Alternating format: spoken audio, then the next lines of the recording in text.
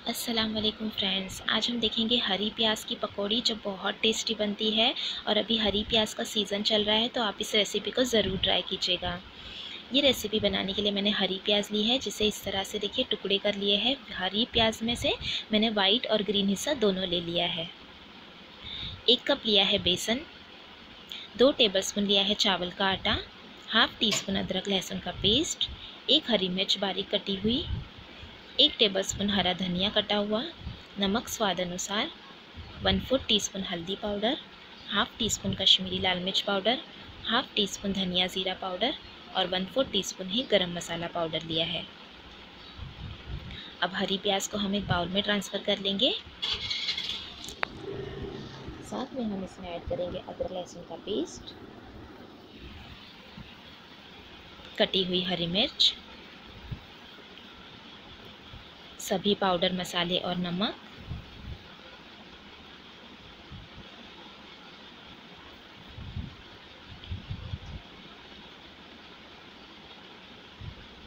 चावल का आटा। चावल का आटा यूज़ करने से ये बहुत ही क्रंची बनकर तैयार होते हैं। बेसन का आटा और कटा हुआ हरा धनिया।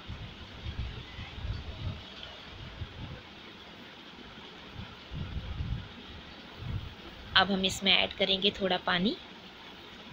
थोड़ा थोड़ा पानी ऐड करते हुए ही हमें मिक्स करना है, एक साथ पानी मत ऐड कीजिएगा।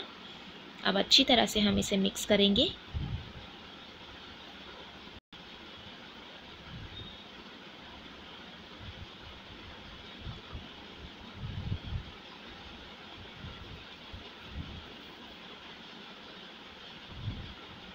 और ये देखिए अच्छे से मैंने मिक्स कर लिया है। अब हम इसमें थोड़ा सा पानी और ऐड करेंगे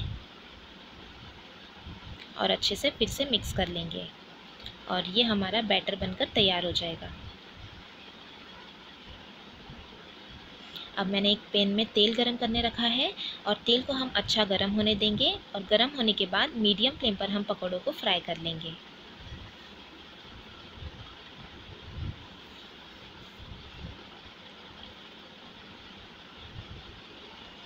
एक मिनट से 1.5 मिनट तक फ्राई करने के बाद पलट लेंगे और दूसरी तरफ से भी इसी तरह से फ्राई कर लेंगे।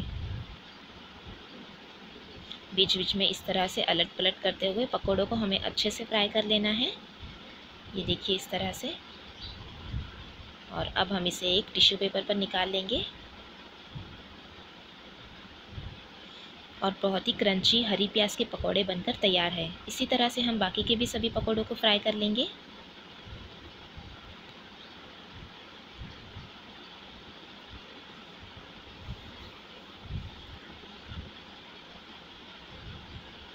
और सभी पकौड़ों को हमने फ्राई कर लिया है। ये देखिए बहुत टेस्टी बनते हैं और बहुत क्रंची।